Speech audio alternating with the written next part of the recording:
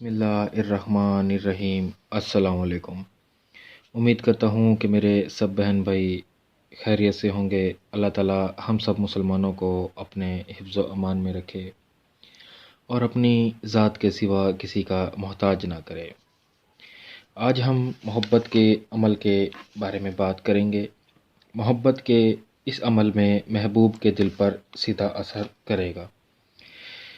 महबूब को इतनी बेकरारी होने लगेगी कि उससे ये बेकरारी बेचैनी में बदल जाएगी और बेचैनी इतनी बढ़ जाएगी कि वो आपके बगैर रह ना सकेगा।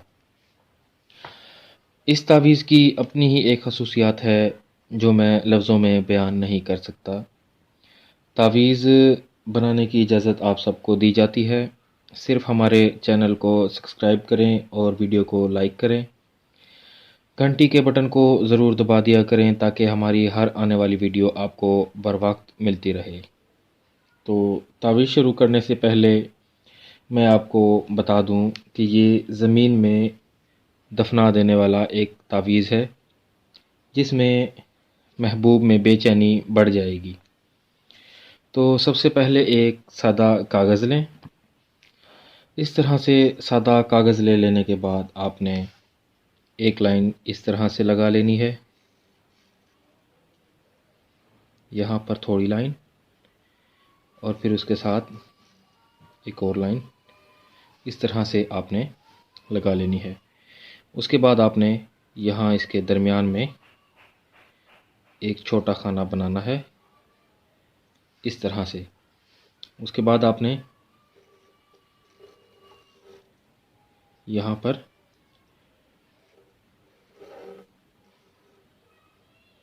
इस तरह से बना लेना है।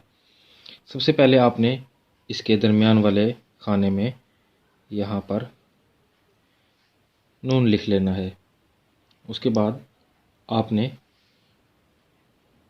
यहाँ पर एक लाइन लगानी है और यहाँ पर एक लाइन लगानी है। उसके बाद आपने यहाँ पर पहले खाने में 3 1 3 9 इस तरह से लिख लेने के बाद आपने उसके ऊपर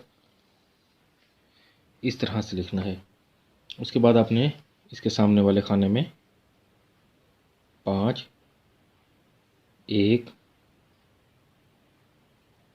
4 और 3 लिख लेने के बाद उसके ऊपर भी इस तरह से लिख लेना है। फिर आपने इसके सीधी साइड पर नीचे वाले खाने में आना है। यहाँ पर 3 9 1 और 5 लिख लेना है और उसके बाद इस तरह से। उसके बाद आपने इसके आखिरी खाने में 9 8 4 और 3 और उसके बाद इस तरह से लिख लेना है।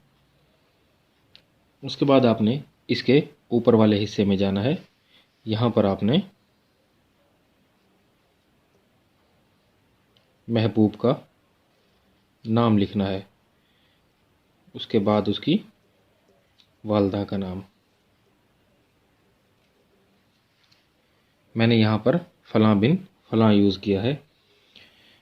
यहाँ पर महबूब का नाम बिन उसकी वालदा का नाम।